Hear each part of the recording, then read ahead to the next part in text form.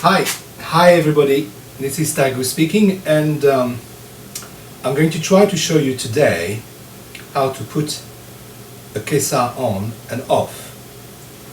First of all, I'd like to show you how the kesa is actually folded. This is very important because the kesa is always folded on the back. The back of the kesa is where you've got that line of stitches here and nothing there. And not small stitches on the body. I'll show you again. If I open up the kesa, the difference between the back and the front is quite clear. This is the back, as you see, very long stitches, just 2 rows, and vertically, actually you can see better on this one, you have a line of stitches showing and one doesn't show. If I turn it over,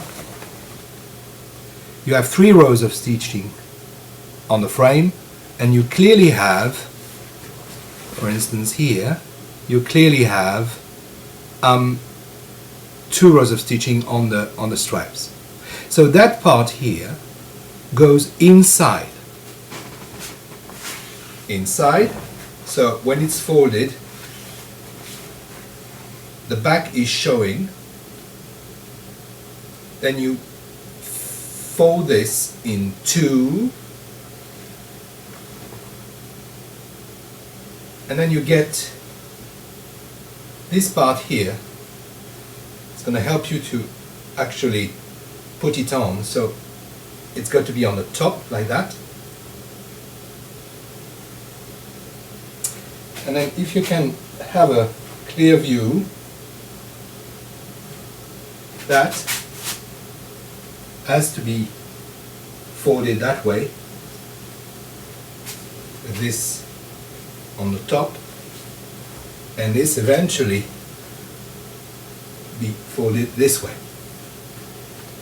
Now when you're here, you start putting the kesa on your head with this stripe being hanging on your right here, along your right here.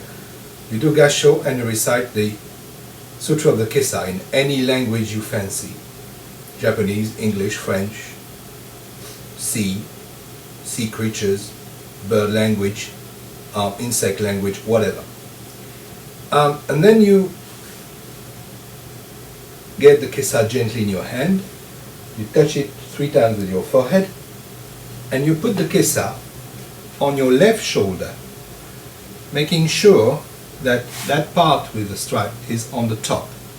And then you open it up in 2 times. First you grab the first 2 corners here and you open it up once like that. So you end up with the kesa sitting on your shoulder this way. And again, gently, you open it up a second time. And then the kesa is ready to be actually unwrapped. At that point, you need to unwrap the kesa, and that's a very tricky procedure. What you do is, with your right hand, you grab this here, and with your left hand, you grab the bottom corner here. Okay? Bottom corner, not the top, the bottom. So, your 2 hands are now ready to open this way.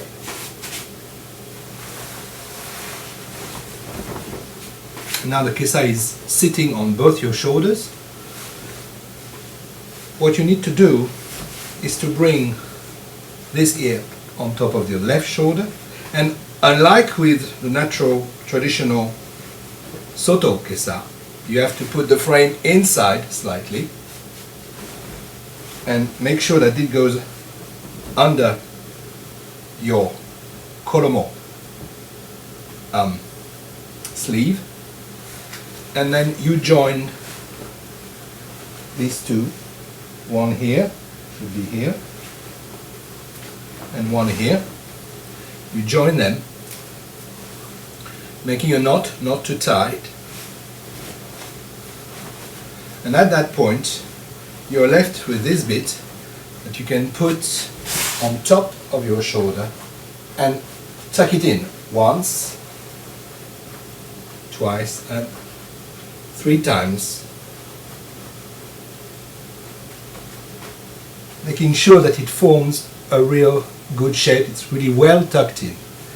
Very important, you may just let it sit on top of your arm if you don't have any column or you have no other option, but you may also put it inside, like that. Okay? So that's the way to put it on. It's very important to always have your consciousness on the left side of your body, so this part of the kesa doesn't slip. Mustn't do this. Always be nicely sitting on your arm. And you practice, you do whatever you have to do with it. And to take it off, this is a complicated bit. There are 2 ways. The traditional way I'm going to show, the familiar way, the Western way sometimes is just to take it off and fold it in a very informally way. But I prefer the traditional way. The traditional way is you open it like this, you reverse the procedure, you undo the knot, and then you take the kesa on both your shoulders and you reverse the position of the corners facing you, grabbing it with your left hand, right hand going behind and doing this. So what you actually did is that you just put the kesa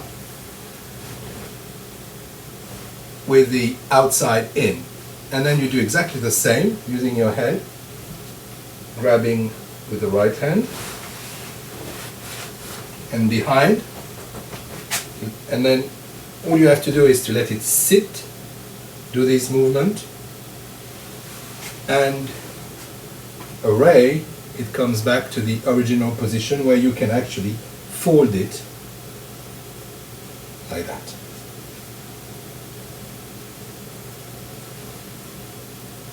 And it's really now nicely on its back showing.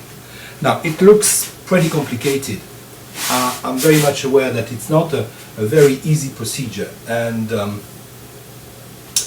well, just practice again and again. I hope this video will help you.